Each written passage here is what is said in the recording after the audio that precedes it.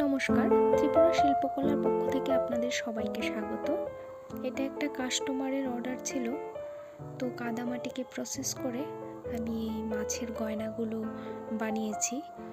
এই মাছটা বানিয়েছি, কিন্তু যখনই আমি পড়তে গেছিলাম তখন সেই মাছটা একদম ফেটে গিয়েছিল। তারপর দ্বিতীয় মাছটা আমি বানিয়েছি, সেটা পড়ে নিই। তখন দুটো মাছ একসঙ্গেই বানিয়েছিলাম, দুটো থেকে একটা পুড়ে গেছে, পুড়ে ফেটে গেছে, আর আরেকটা ঠিকঠাক ছিল। তো ওইটাকেই আবার কালার করতে শুরু করেছি।